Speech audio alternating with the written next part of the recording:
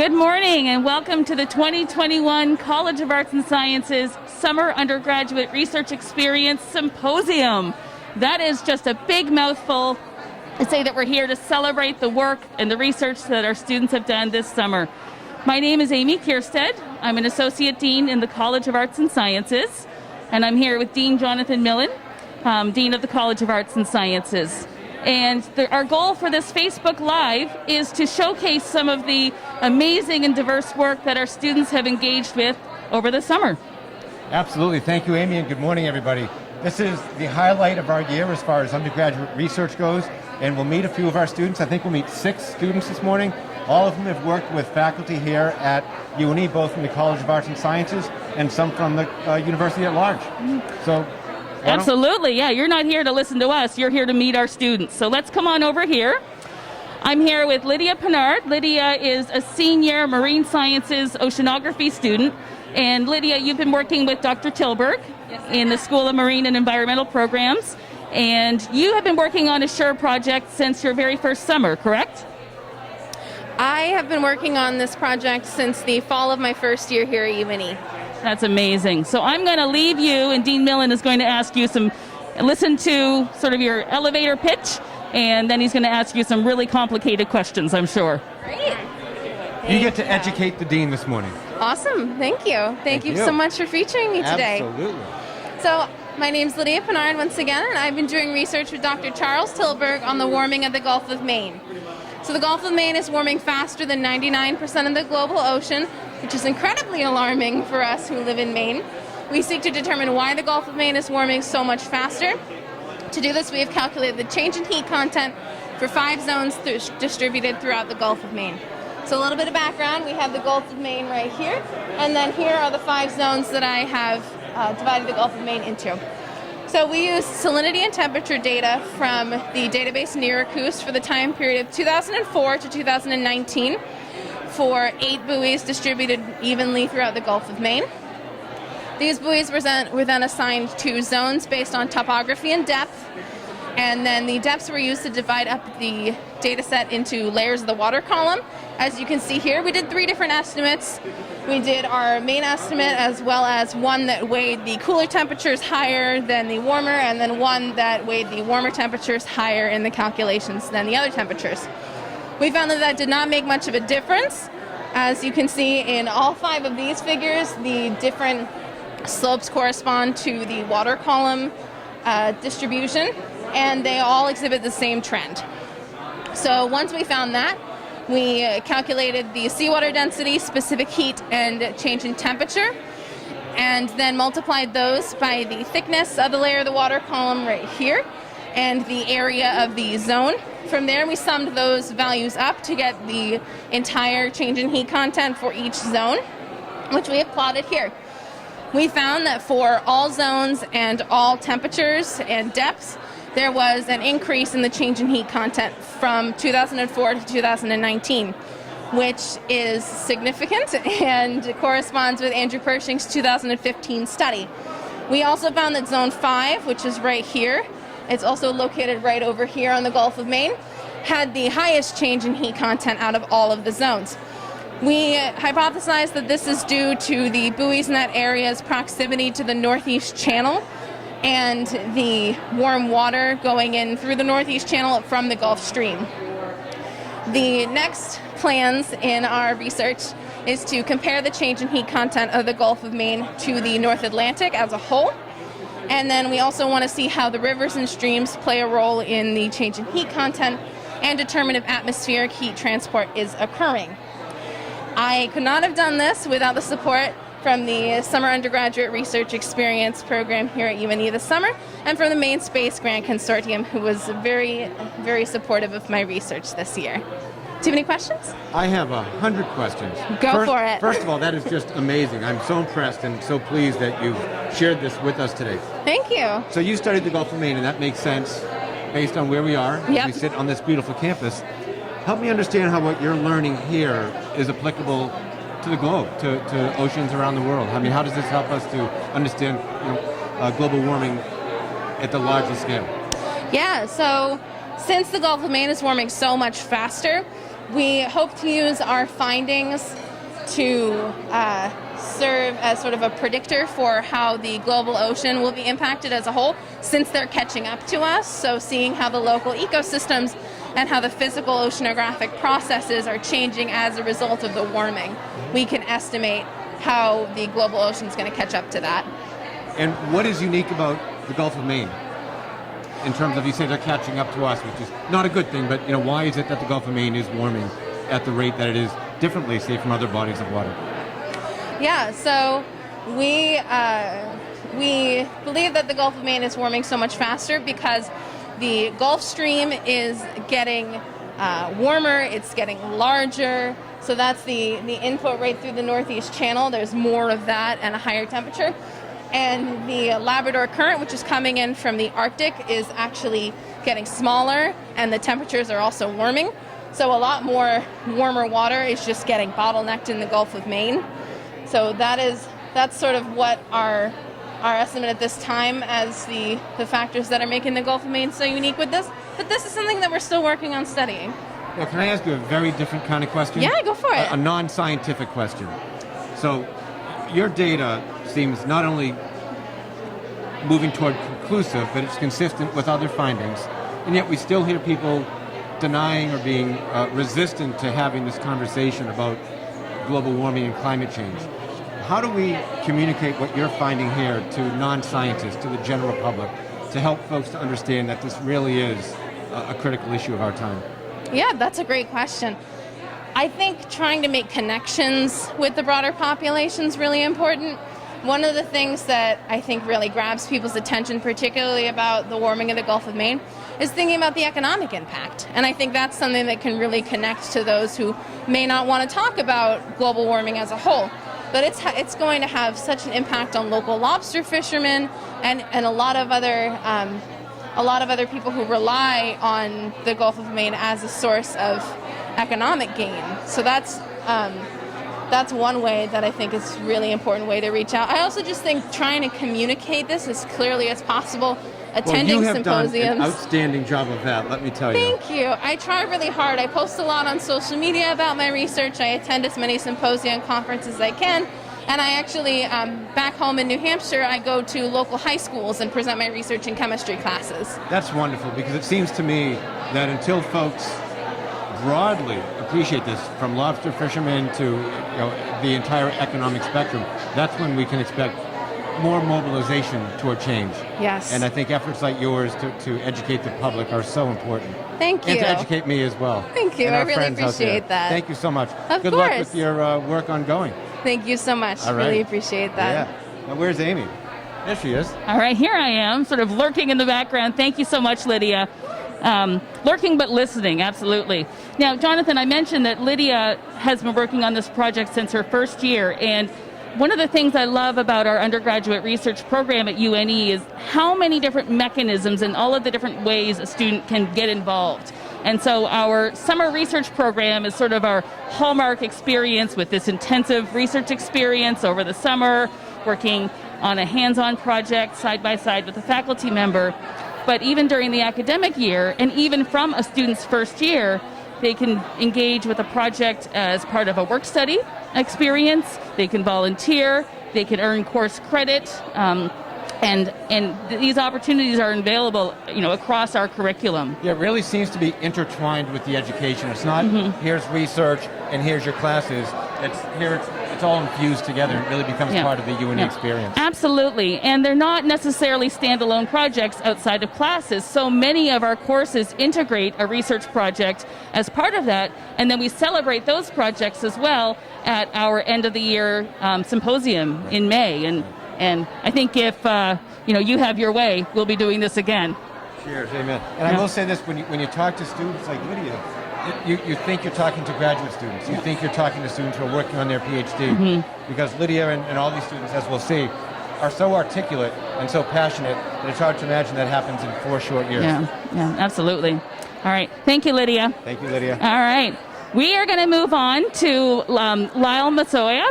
And Lyle is a senior biological sciences student, and you're doing your concentration in molecular, cellular, and developmental biology.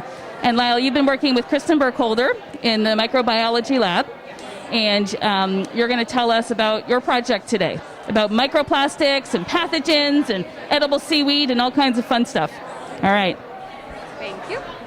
Okay, so you get to be the teacher and I get to be the student. Awesome. I love that. Okay, so our project is really new for our lab. We're focusing on the potential for microplastic pollution in the ocean to kind of serve as like a mechanism of transport for pathogens to enter foods that we consume as humans. So we know for sure that there are microplastics in the oceans, and they're everywhere. They're highly abundant. It's a huge pollution problem for our oceans. And we also know that bacterial pathogens that naturally exist in the oceans have been shown to bind to these microplastics. And on top of that, we know that microplastics are ingested by marine organisms that humans then consume as food, like your finfish and your shellfish. So given all that, our lab believes that there's a potential for the microplastics to serve as those vectors for pathogens to enter our food system. But nobody's studying this. There's no background for this. So our lab believes that the microplastics might be a never-before-studied food safety risk to humans, which is really the crux of this whole issue. So our project goals are to determine if these microplastics can mediate transfer of these pathogens into our food system. But for this study in particular, our main objective was mostly just to optimize the conditions to kind of facilitate this in the lab. So we could even see if we could make this work first, and then we'll take it out wider. So our methods were two-part. So the first step was to kind of prepare these fluorescent microfibers. We used a common type of polyester line for this, and we ended up dyeing it in fluorescent dye so that we could image it using fluorescent microscopy. We cut our microfibers into 50-micron pieces to kind of mimic the size that they would normally be found in the ocean. By the time they end up in our marine organisms, they're very, very small because they spend their time... Can I interrupt you just for a quick second? So help me understand, why would you recreate this and not just use the stuff that's already out there? Why is it easier or more efficient to do it in the lab your way? Just for control. It's also really hard to kind of like collect these in the ocean and have them not be contaminated already. Since we're going to contaminate them ourselves with bacteria, we want to make sure that we have everything controlled in the lab setting. And on top of that, research companies that we order from don't sell these by themselves. So the only way to get clean microfibers is to generate them ourselves. And you did that work yourself? Yes, with I Dr. did. Burkholder? Yes, Very I did. cool. So that's what we spent the first half of this doing. So we just generated them with like any kind of common polyester line. We dyed it. We used a freeze medium to kind of like embed it so that it was nice and easy to cut into pieces. We sectioned those into about like 1 centimeter pieces. And then we used a cryostat, which was described to me as a deli slicer inside a freezer. That's how I like to think about it. And then, I like that you make it relatable so someone like me can understand what you're talking about. That's how it was described to me, and I really liked that, so it stuck. And then we kind of filtered off that freeze medium, and then we imaged them to make sure we were recovering our microfibers from this first step. And we were. As you can see in this picture right here, this is kind of like a wide field view of all of these microfibers, and then this image is like zoomed in of what the structure of the microfiber looks like. And this is kind of how they do exist in the ocean. So that's about 50 microns. That's pretty small. So the second step was then to take these microfibers that we generated and expose them to bacteria to kind of see if we could facilitate that binding that I talked about. So we did this in 2 treatments. It was kind of a comparison experiment because in the ocean, the microplastics are exposed to like what I like to call just all this like gunk that's in the ocean. The ocean has lots of Is that a scientific term? Yeah, for sure. So the ocean has lots of organic material that can kind of coat the microplastics, and it provides this kind of like sticky surface that the bacteria can bind to. So that's what we were trying to mimic here. And so that's what this TSB solution is. That's just tryptic soy broth. It's just a growth medium full of like really rich nutrients, carbohydrates, proteins, stuff like that. And we compared that to a saline solution that has none of that organic matter. So then we exposed them to this pretreatment for 8 hours, and then we just washed the pretreatment off, and we exposed them to E. coli expressing green fluorescent protein. They were incubated with that bacteria for about 18 hours. and then we assess the binding using fluorescent microscopy. How do you decide 18 hours? Is that after doing a number of tests? Yeah, that's a standard microbiological practice. 16 to 18 hours is like just usually what we do for culturing bacteria. So that's what we went with. And then we assessed all that using fluorescent microscopy, which is what you can see here, and that's the results. So this first image is the results of the saline pretreatment. So there's no organic matter in here at all. And you can kind of see that we have these two microbes bound here. Those are those like yellow dots. So there's not a lot of binding with this treatment, which is about what we expected. And then the second image is the results of that tryptic soy broth with lots of organic compounds in it. And as you can see with these like yellow dots here, there's a lot more binding on this treatment. And then the second microfiber right here, we even saw what we suspect is the beginnings of a biofilm formation, which is a little concerning, but we can tell that that's what that is because instead of having these like individual dots right here, the bacteria are starting to like clump up and spread, which is usually what we see with biofilm formation on like medical indwelling devices like catheters and stuff like that. So that's what we suspect that is. So overall, from our results, we could tell that the pretreatment that had all that like really rich nutrients in it facilitated better binding. So that's what we're going to use going forward for everything else. And so going forward, our next steps are to just quantify the effects of these pretreatments on the bacterial binding because this is all qualitative. So we're really just going to make sure we have a good like quantification, a good justification that this is working. And then once we do that, we'll be able to take this and move this into organisms that we use as food and kind of figure out if these pathogens are getting into our food system from these microplastics. So we're going to use edible seaweed and we'll probably use sugar kelp for that. That's really big in Maine. There's a lot of farmers in Maine that are doing that right now. And then we're going to look at bivalves, which are like the yummy like oysters, clams, scallops that everyone loves to eat. Yeah. And then we're going to try to mimic this with zebrafish, and we're going to use that as a model for finfish, like your cod, your haddock, your salmon, stuff like that. Yeah. And that's the good stuff, right? That's when I ask you, how does this all matter? And if you're telling me that this matters in my dinner, of course I'm very interested. That am I healthy? Is the food I'm eating safe? Exactly, yeah. And so is the amount of pollution in the ocean, the amount of these materials increasing? Are they decreasing? Is your concern growing greater or?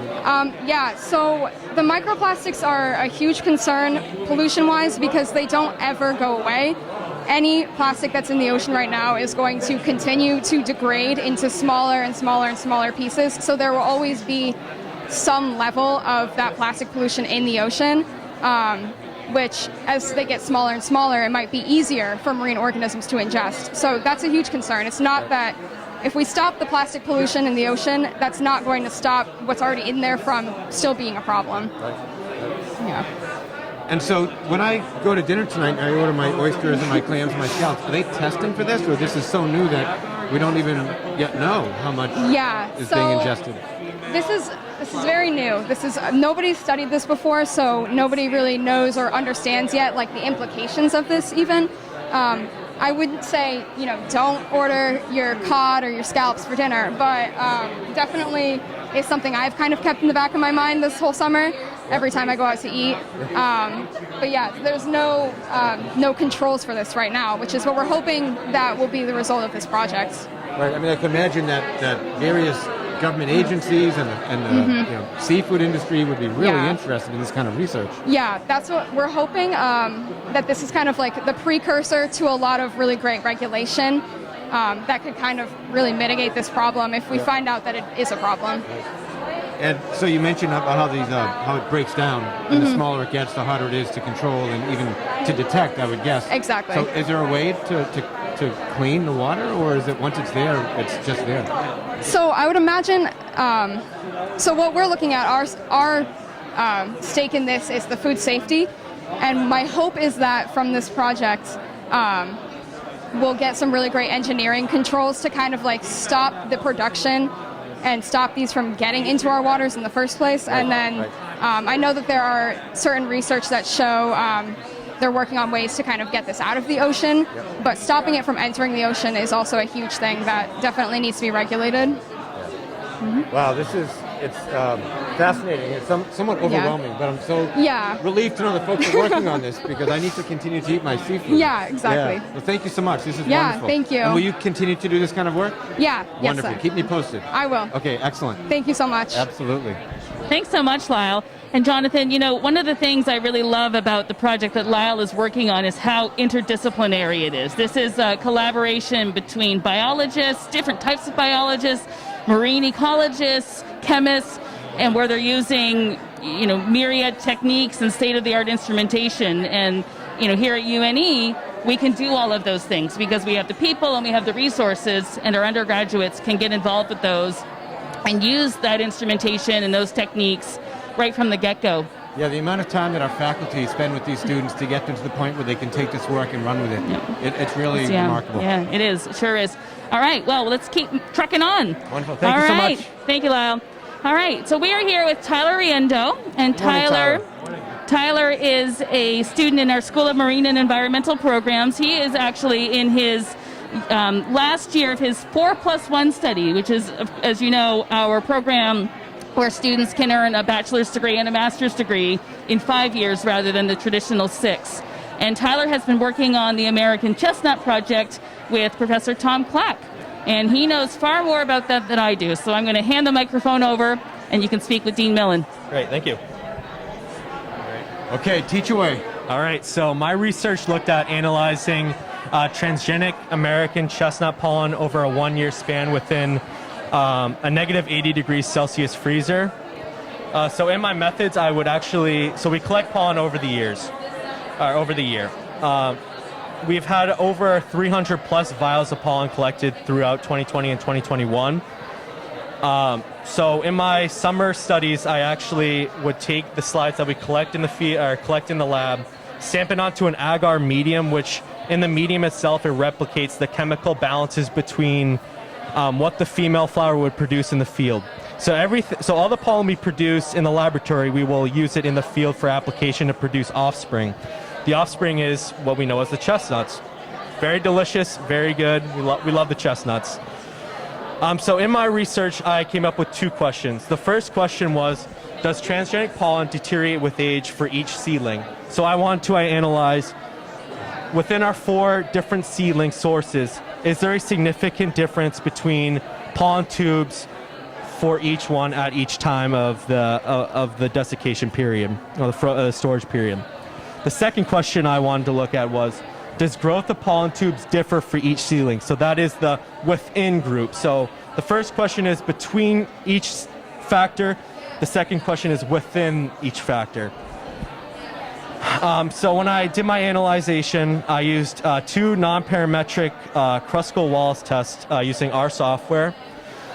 So my results came back very intriguing. For my first question, I found that pollen age was not a statistically significant factor on pollen tubes present or absent. And pollen tubes are used for, they go into the female flower, transmit the male DNA into the female DNA, produce the offspring. So pollen tubes are, which we can see from here, the green, are what we would destine as viable, so they would be good. So I found there was no significant difference between each of the 4 groups. We had MA317, WR030, WA27, and ZK230. These are all children of the clone, which was first inserted with the gene. So then for question 2, I did find a significant difference. So pollen tube growth was a significant between seedlings. When I ran that test, I got the p-value of 0.0019, very significant p-value. However, this test only tells us there is a significant difference between the groups. However, we don't know where that significance lies. So then I had to run a multiple comparisons test to find out where that significance lies. So pretty much I would do a one-on-one duel with each tree in the simplest terms. So I found that, so I tested MA317 versus ZK230. There was a significant difference between those 2 seedlings. Then I ran another multiple comparisons test looking at MA317 versus WR030. Also a very significant difference. And then lastly, I ran another test looking at MA317 versus WA27, another very significant p-value, hindering very significant difference between the number of pollen tubes produced and not. So moving forward, this is very impactful for chestnut research because, one, we produce a lot of pollen, and we realize that age is a deterrent, but we don't know how much of a deterrent it is. So in my research, I found that within 1 year span, age isn't a significant influence on pollen tube presence or absence. I did find that there is a significant difference in the amount of pollen tubes produced between each seedling, which brings me to the idea that we have to look at, rather than looking at a macro level, looking at the species in general, we have to look at an individual level or a micro level moving forward with the chestnut research. Wow, that's fascinating. I heard you say very early on in your remarks that you love the chestnut. Oh, I love the chestnut. You said it was delicious. Yeah, it's very delicious. So I'm going to ask you a very naive kind of question. When I walk through the forest, I see lots of trees, and the trees look, the forest looks very healthy to me. Why do we need to bring the chestnut back when we already have such a robust forest, especially in the state of Maine? That's a great question, Dr. Millen. It's hard to think about what our forest would have looked like 100 years ago, 200 years ago. But in 1904, it was estimated that one out of 4 trees in the eastern United States forest was an American chestnut. So when we think about how much of an impact that really had, it's astronomical. I mean, this was considered the keystone species of the East, also the redwood of the East because of how large it grew and how important it was as a canopy species. Right now in our forests, we only have a few different species of trees. Maples, oaks, very bland forest, not a robust forest we once had. Bringing back the chestnut to really bring back the sustainable forest that we once had is very important, and that's pretty much why I'm working on this research. And so how will your research help the project moving forward? When you talk about looking at the micro level as opposed to the macro level, how can we use this research to ensure the viability of the program as a whole? So this research, although it was very interesting, worked a lot of it, it's only a small part of our work so far. So this research, especially with my pollen analysis, everything that we do in the lab will be contributed to the field. And unlike UNE, there's many other partners who we work with very closely. So all the pollen we produce in the field, we actually distribute throughout the United States with collaborators from Purdue University, Syracuse University, and then so on. So everything that we do right now is for a greater good, and we're only a small part of it, but our impact is very huge. So as we work towards our ultimate goal of repopulating 4 billion trees back to the eastern U.S. forests, our work is only a piece to the puzzle. We're getting there. I mean, the light at the tunnel is getting there. However, it's only a small piece, and then once we're done with this, we're going to continue moving forward. And we do, in fact, have these chestnuts now growing on our campus, do we not? Yes, we do. So we do have a couple trees growing on our campus right now. So all the trees we produced in the lab are actually in our Cape Elizabeth field site, which is a federally permitted field site using based off of the USDA permits that we gathered, which is also part of my research, which is looking at the field success of them. But yes, we do have some chestnuts on campus, and really our ultimate goal is to repopulate trees throughout the state and throughout the region. That's our goal. And so let me ask you one more question. When will we know if this is going to work? I mean, how many years will it take, or is it decades before we know if the repopulation will be successful? That's also a great question. So we already know that the biotechnology approach to chestnut restoration, it works. I mean, it's study after study, the science is clear. What really limits us in moving forward at a faster rate is federal regulations. If it weren't for federal regulations, we'd be out in the field pretty much every day repopulating the forest. So up until we get deregulation from USDA and the EPA and all the other branches, then we can actually let nature take its course. And we're going to be repopulating the trees by hand, but I mean, when you think about repopulating 4 billion trees by yourself, that's quite the feat. So we're definitely going to need help from nature. 4 plus 1 is not enough time to do that? I do not think that's enough time, no. But I mean, we do. Wildlife back then was a very significant contributor to repopulating trees. So squirrels, blue jays, I mean, you name it. So we're definitely going to need help with nature, for sure. It's excellent work. Good luck moving forward. Thank you so I much. look forward to seeing how this all plays out. Thank you so much. That's great. Thank you. Thank you, Tyler. Yeah, what an interesting project and great work that we can do both at UNE and across the state of Maine. You know, it's amazing. I've talked to Tom Clack about his work a number of times, which is amazing. But when you hear students and their take on it and the passion that he instills in them, it's as if the students are leading the project. Absolutely. And that's absolutely just helping to find their own place in the world and using their education to do so. I love what it. we're all about, right? Absolutely. And, you know, we're talking primarily about undergraduate research, but as I mentioned, Tyler is in our 4+1 program where students can take a 5th year and earn a master's degree. We also offer the same program for our marine sciences and our biology program, along with a traditional 2-year master's program in marine sciences and biology. But then we have a unique program, our professional science masters in ocean food systems. Did you want to share a little about that? I mean, that's a program that is unique in that the program is absolutely based at UNE, but it's a program that has our students traveling twice in the course of a 1-year sequence. Yeah. First, they go up to the coast of Maine, and it's a 2-week, I think, a 2-week immersed experience where they're in the field learning about aquaculture, learning about marine ecosystems, learning about the impact of policy, of economics, of science. And then with that sort of educational bonding experience, the whole cohort then travels to Iceland and takes on a global perspective. And so our students are working with world leaders on these issues, all of which come back to the environment, all of which come back to science. And as you mentioned in regard to one of the earlier projects, we really do embrace interdisciplinarity.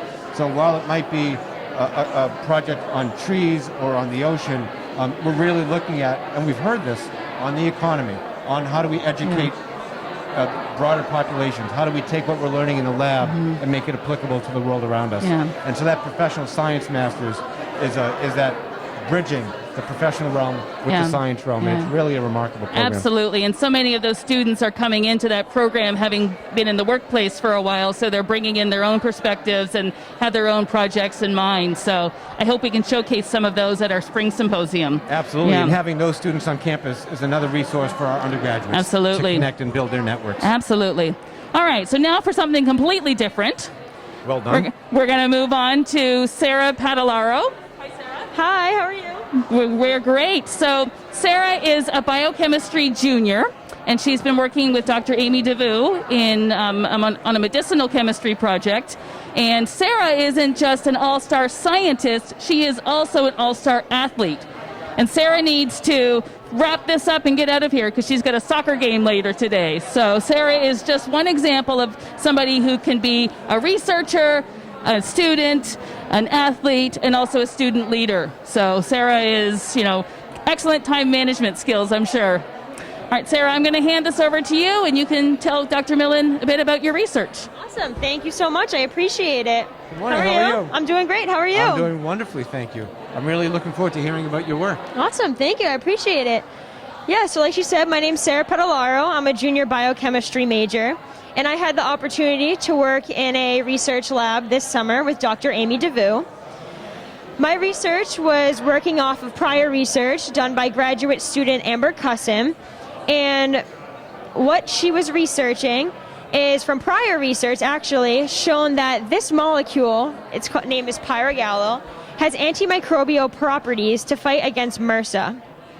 And what she found was that the molecule, when added different hydrocarbon chains onto it, actually increases the antimicrobial properties against MRSA. So what I was working on was we're trying to find what is the optimal chain length that can do this process. Amber had done research on the 10, 11, and 12 strain, and she discovered that the shortest length actually did fight against MRSA the greatest. So I thought, hey, why don't we try shorter lengths? Who knows, maybe a smaller molecule can do more. So I was working on the 6, 7, and 8 carbon chain length. And from further analysis suggests that the overall reaction was successful. And I can say that our percent yields compared to Amber's percent yields were greater. So through procedural changes as well as just overall purification workups, we found that our reaction did yield a greater percent. And so what do we learn from that? I mean, how do we take what you've learned by taking the prior work and then modifying it with your own question? How do we utilize that? Yeah, so I think what I learned mainly was the big question is, like, what do we want? You know what I mean? And how can we get there? And before this, I had never really worked in an adaptive research lab like this. So I learned a lot of laboratory techniques, purification processes through this research.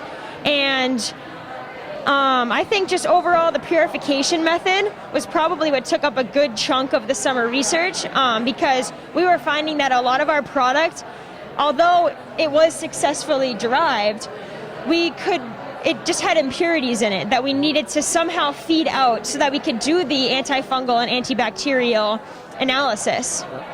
So I'm going to make a guess, Sarah, that when you came to UNE, this was not what you envisioned studying. No, Am I right? Yeah, I'm just taking that guess. In high school, I wasn't quite sure what I wanted to do, whether it was something medical, athletic training. I really loved the sciences and the math, though. So what I took with that is I was like, oh, I could do biochemistry because you can go a lot of different ways with it. And through my second year, I was like, I love this. This is what I love. I love being in the lab. I love having to problem solve and find questions and find answers to them. And from there, like you said, I had no clue this is what I was going to get into. I had dreamed about working in a lab, and so now I finally got the experience, and it's just a great opportunity. And so there might be some folks out there who wonder how you get there. So what you told us was that this was a project that was started by a former student. Yes. How did you find out about the different projects, and how do you actually get involved? Right, so my professor, Amy DeVue, she was working alongside the graduate student for her master's program, and part of the master's program, you have to have a research project and a research goal. And so Amber had this as her research goal, and working with Professor Amy DeVue all summer, she kind of gave us the option. She said, you can make your own research goal and try and work off of that, or we have this prior research that we could work off of and make better. And so me alongside my peer, Carolyn Curley, who I did work with all summer, we decided, why don't we just jump off of what Amber has and decide what we want to do with that, you know? We had the prior research, we had stuff to back it up, we had a procedure, which is very lucky, because usually when you're doing research, you don't have a prior procedure just handed to you. So yeah, we had the opportunity for that, and we said, let's try it. I mean, we have the data, so let's see what we can do. So one more question, because I know you've got a soccer game. Yeah, Who are you playing today? We are playing Roger Williams. Good. Yep, 12 o'clock. Home.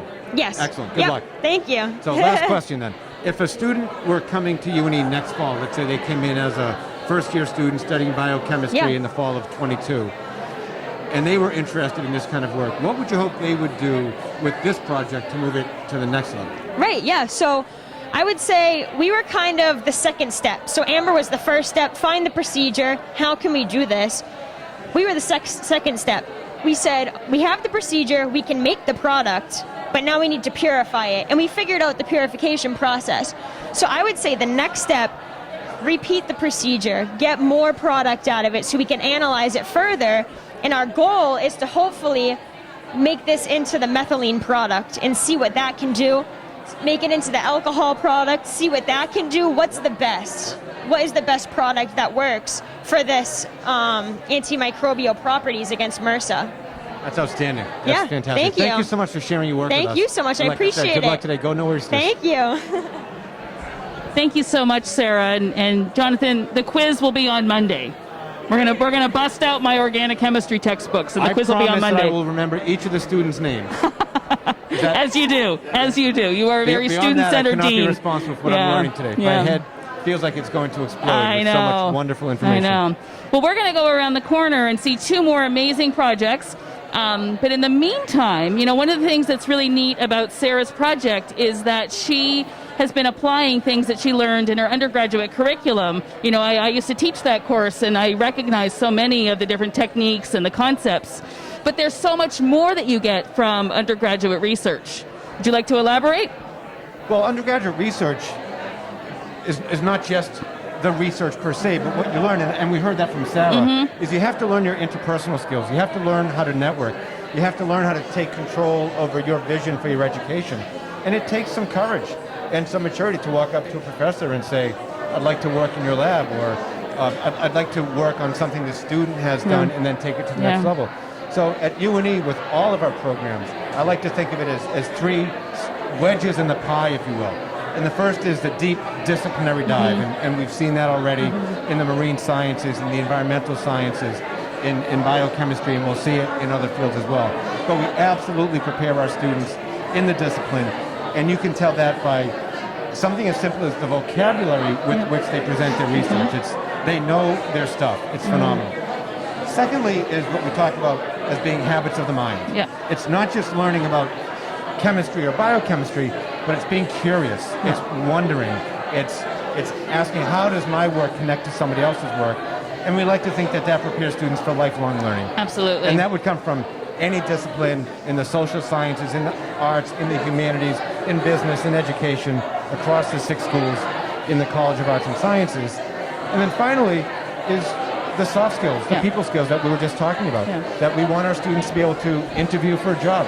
We want them to know how to Zoom. We want them to know how to, as you mentioned at the very start, the elevator pitch. Right. And when you have 3.5 minutes and you have to hit go, are you ready to do so? Yeah. So you take the disciplinary studies, you take the habits of mind, you take the soft skills, and research really lives at the center of all that. Absolutely. You know, and our students are presenting some amazing results. But, you know, I've mentored a lot of students. And even when things were an epic failure, I still kept saying, you've learned things. Absolutely. Right? So how many times did we try to come up with a research question, or we were creative in our approach, or, you know, just the teamwork and the ambiguity and all of that. So it's certainly a process. I remember from my science studies, Dean Kirsten, the null hypothesis. Right. Right, that even not learning what we expected to learn is still learning. Yeah. And I think that's a real important lesson. All right, so we're going to walk backwards a little bit here. You are, I'm not. Yeah. All right. We've got the best thing about this weekend is that it's homecoming. So we've got alumni, we've got friends, we've got family, all here to see the great work that our students are doing. And how much fun is that? So I'm here with Bethany Brodbeck. Good morning, Bethany. Good morning. How are you? We are absolutely wonderful. Bethany is a senior.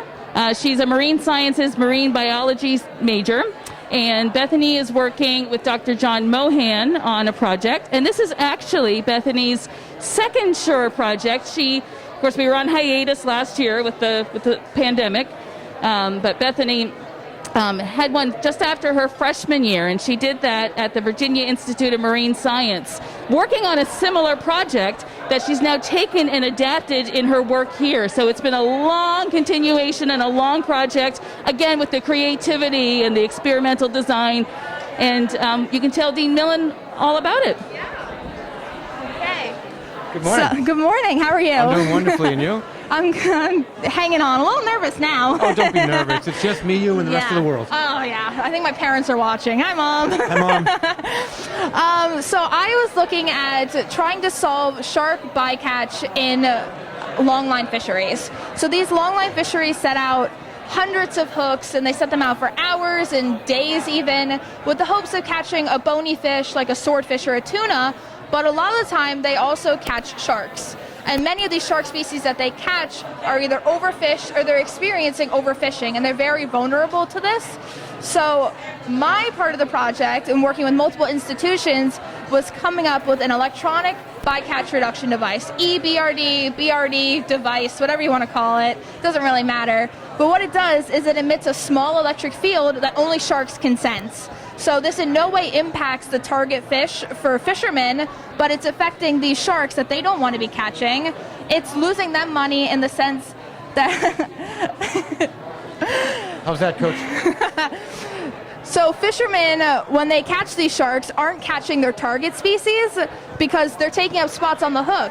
these sharks are also taking their bait, so again, not catching a target species, and fishermen could be losing money because it's also destroying their gear. Sharks are just not fun for fishermen to deal with. So what these devices do is that as the shark swims up, it emits a small electric field that these sharks sense, and they're like, I don't know what this field is, and it causes them to swim away. Therefore, they're not getting caught in the line. So what I did this summer was I tested out how spiny dogfish, which are a small species of shark in the Gulf of Maine, how they respond to these devices in a tank trial. So doing validated experimental design in a laboratory, I tested how long it takes them to eat the bait when a device is on and when a device is off.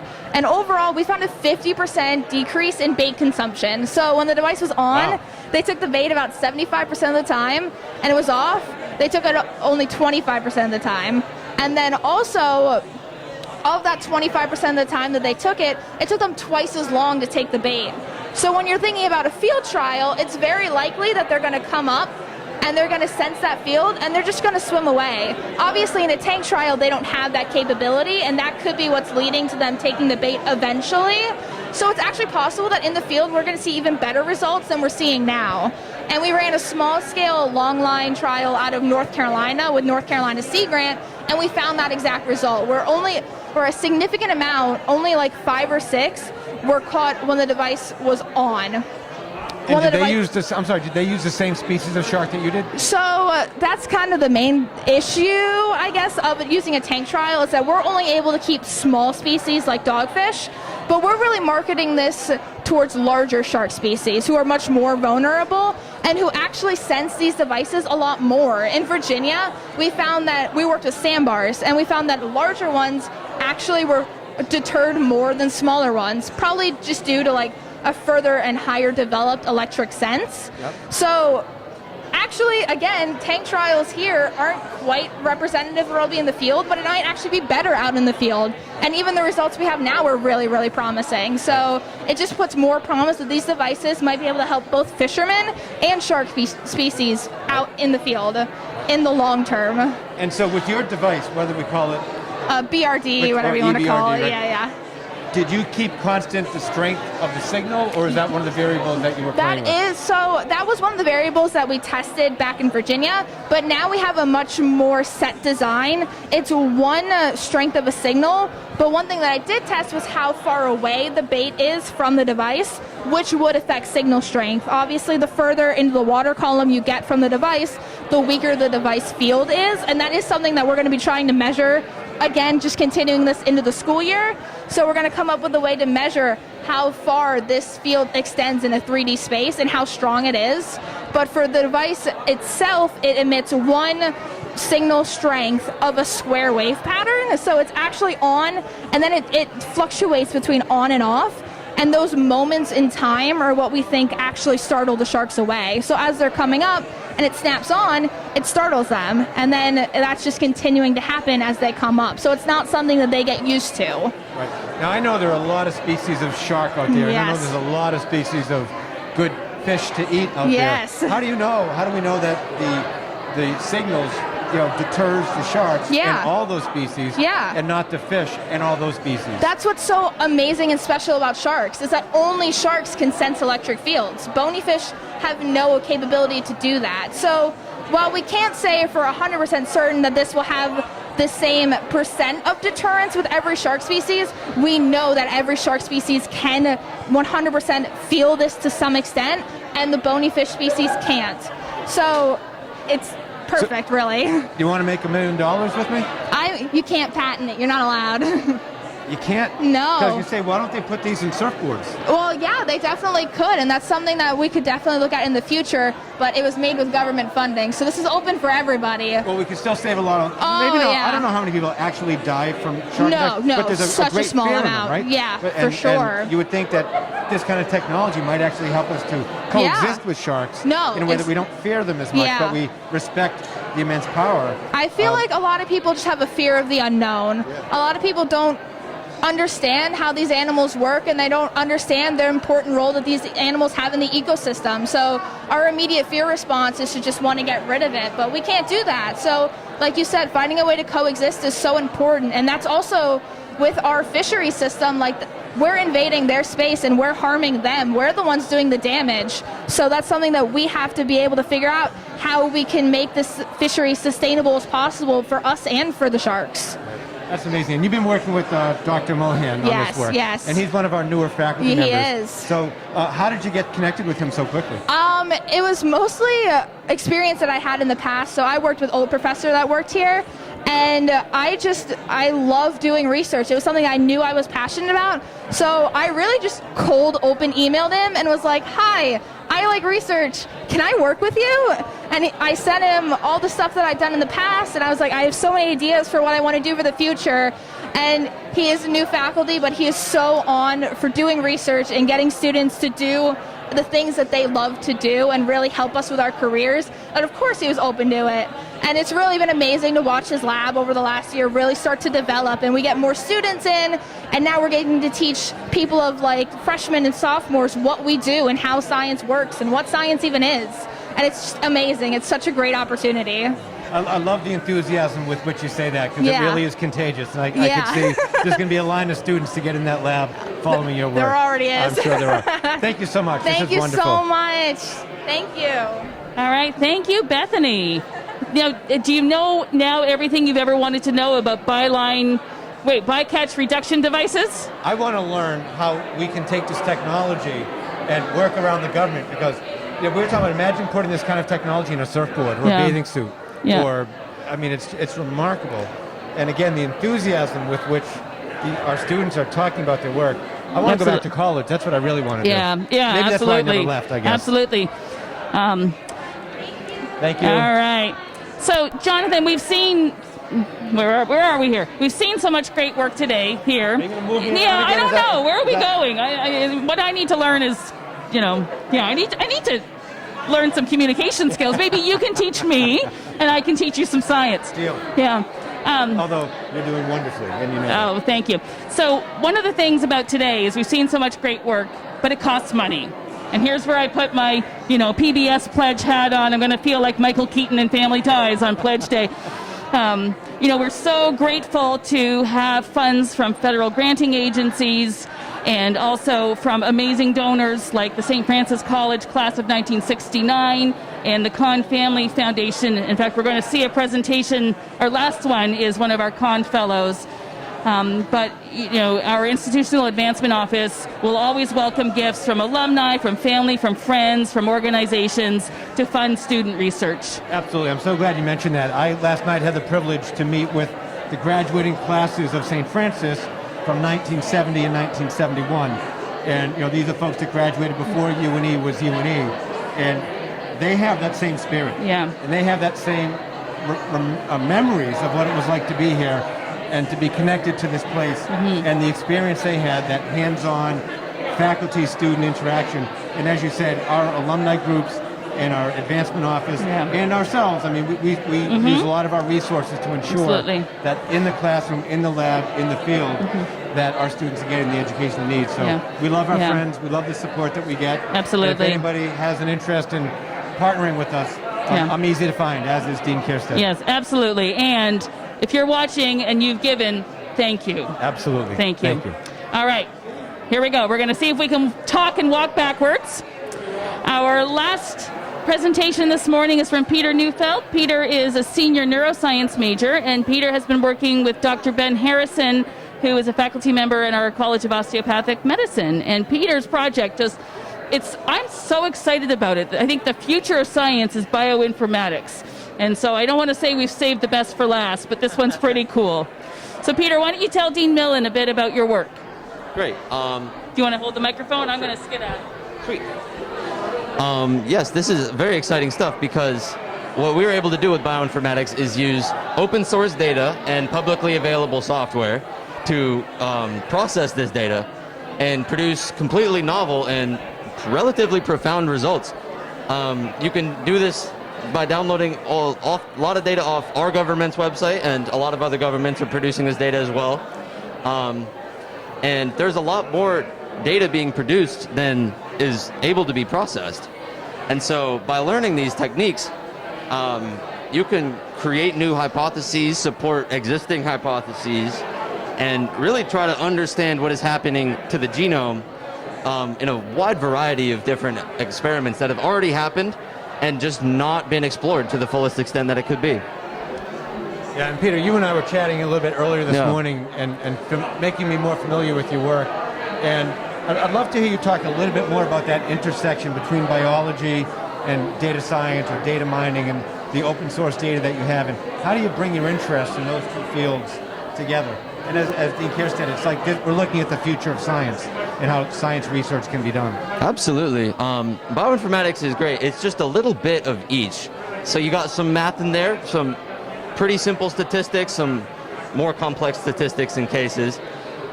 You got biology and genetics at its fundamental level. RNA sequencing has come a very long way, and it produces just such an obscene amount of data that it really is a process. So a little bit of computer engineering and coding, a little bit of statistics and math, and a little bit of understanding the biology, and you put all these together and you get a truly profound field of science that is going to explode in the next 10 years. I think it really will. And when I look at what you're trying to do, you're looking at pain, you're looking at disease. Yes. You're looking at, still doing lab-based experiments. So how do we go from, as you described it to me earlier, you can do a lot of this work on your laptop wherever you are. Right. So how do we then translate it to addressing really important questions about pain, about disease and lab work? So they build off each other. It's really fun.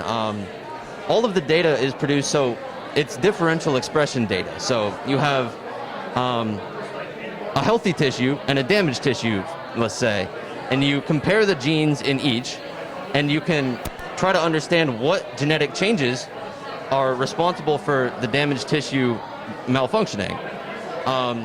And using that genetic changes, you can create new experiments and mess with the genome of more tissue, and by looking at the genome of this tissue, you can create new data and create new experiments. And so your hypotheses are always creating new experiments, which create new hypotheses, and you can really just... And that's the scientific method right there, right? That is it. That is fundamentally the scientific method. And again, there are hypotheses to be found, just open source with data on the internet that people haven't properly utilized yet. And earlier you were telling me a little bit about how you found your mentor, and Dr. Harrison, who's not in the College of Arts and Sciences, but is in the College of Osteopathic Medicine. He is. So you branched out a bit, and so tell me a little bit, the story you told me today about how you were able to connect. I initially was about to go into behavioral neuroscience research, but before, I believe it was Dr. Meng, before I started working with him, he said, do me a favor and really give a good look at everything that this university has to offer, because there's a lot. And I hadn't yet branched out of the College of Arts and Sciences, but in the College of Medicine, there's far more going on as well. And if you dig in and you really look at what is going on here, it's far more than what is in this room. And you can find what you're looking for. You really can. There's a lot. Yeah, but it does take some effort and initiative on your part, which is to, again, step outside of your comfort zone and make those connections happen. That is what research is all about. Absolutely. Yeah. A little bit of perseverance will get you a long way. That's great. So if you were to take 90 seconds and say, what have you learned through this work? From this work? Through this work here, yeah. What would you tell me? What would you tell folks that through the SURE program and your work with Dr. Harrison? What have you learned? So there's the power of bioinformatics. That is absolutely probably the most profound thing that I'm going to take forward with me. More specifically, we've been looking at pain regulation in these cells, and specifically this gene there, cell 4. And I've been able to, just through all these data sets, I've been able to determine the role that regulation of cell 4 plays in the sensitization to pain in specific types of neurons. It's truly remarkable. Ben Harrison here, he produced a data set, and I was able to find many more that I could process and back up his data. And with the amalgamation of all this data, I produced more hypotheses that I'm currently working on. And it's really profound, I think. And is this the kind of work that another student could come along and You know, when you graduate and move on, then another student could step right in and continue this kind of work? In a way, yes. Yes. A lot of what I've done is on a sheet that I have, a script or a bunch of code that is pretty easy to pick up if you understand, you know, again, a little bit of each, biology, statistics, and computer programming. Just a fundamental understanding of each. And yes, you can pick this up pretty easily, continue the work, and progress the work as I found pretty easily. That's fantastic. I really love the way you took your own education into your own hands and created this project that symbolizes a lot of the interests that you had told me about earlier today and able to synthesize them in this kind of work. So good for you. Congratulations. Thank you. Thank you for sharing with us. Absolutely. Thanks for having me. All right, I'll take that back. Wow, neat stuff, wow. huh? Just wow. Absolutely. And we spoke with 6 students, and I don't know if you can just give a quick look around the room. I mean, this is 6 of... We could do this for hours. We could do this hours. Yeah. How many of us are here? 30?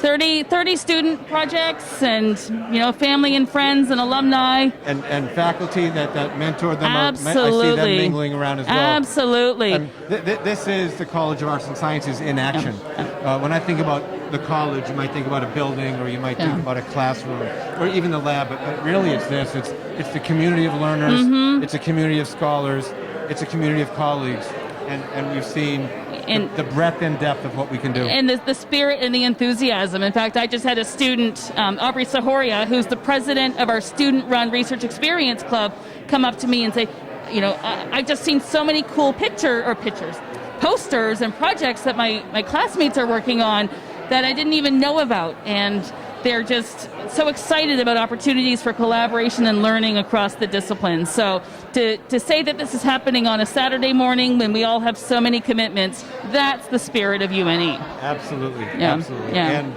I don't want to sound cliche, but there's nowhere I'd rather be, because this is why we do what we do. Absolutely. Yeah. And if you've enjoyed this, you can join us on May 6th. We're going to do a Facebook Live again, hopefully, for our Spring Research Symposium. Hopefully it will look a little bit different by then. Hopefully masks? Hopefully we will not be masked. Yeah. But what we've learned in the last 3 years is we will do what we have to do. Anything's possible. And Anything's everything possible. is possible. All right. And yeah. All right. Thanks for joining us, and thank you to our amazing faculty and staff, our donors, our Office of Communications, the dream team behind the technology here, our Office of Institutional Advancement, and you, Amy, because this really, since I've known you, this has been the thing that makes you do what you do, and it drives you, and your passion for this is, I think, reflected in each and every one of these students. Thank you. Thank you. All right. Take care. Bye-bye.